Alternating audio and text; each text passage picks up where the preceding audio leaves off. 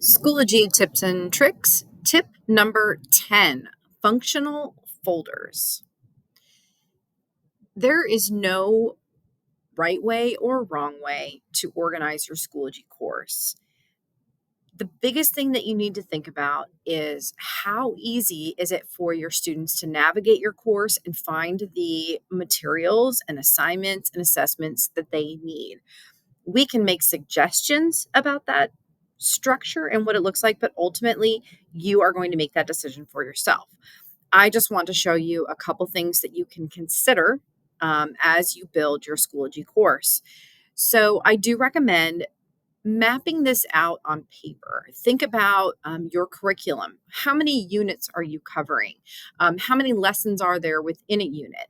My way is not the way, but it is an idea to think about how you want your content organized on Schoology and how it's going to be easiest for your students to find. So, as an example, this is my sandbox course. So, this is not a course that I teach. Obviously, there's all kinds of random things in here, but I did bring in a unit folder for 2 unit folders from when I was last in the classroom teaching German. And here is unit 1. And I can see by doing the little caret on the side here, I can see everything within this unit. And here I can see lessons broken down as well as vocabulary lists that went for any length of time. I can also see that I have a page here with my Unit 1 overview. And I can further see that within this lesson on Lucerne, Switzerland, I can see each of those components. So I can see my lesson overview and I can see my lesson activities and break it down from there to each of the activities that I completed with my students about Lucerne while we were in this lesson within this unit, including my final presentational writing assignment at the end of that lesson. This is what worked for me. It is not necessarily what is going to work for you. And I did that for my grammar lessons as well. I had my lesson overview, and then I had broken down all of the different activities and assignments that we worked on for that grammar lesson. And I did that also for another unit in all my classes.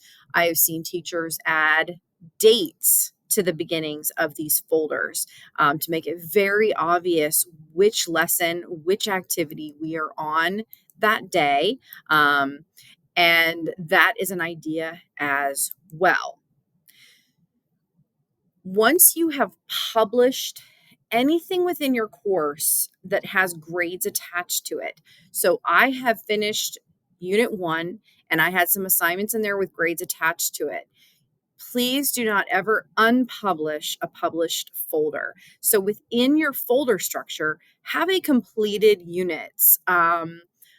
Done, whatever you want to call it. I see it called various things when I look at teachers' Schoology courses. But the important thing is that you have a published folder. If you want to clean up your course, you can grab this and move it into the folder that is your completed units. Now it cleans up my Schoology for my students. It is still here. All of those items are still here, published, so nothing breaks in the communication with PowerSchool, but it helps to clean up and kind of let your students see a path that they have taken, see some success with what they've finished, how little they have left, and all of that. But all this to say, think about the structure that you want for your course and make those folders very functional and meaningful to your students.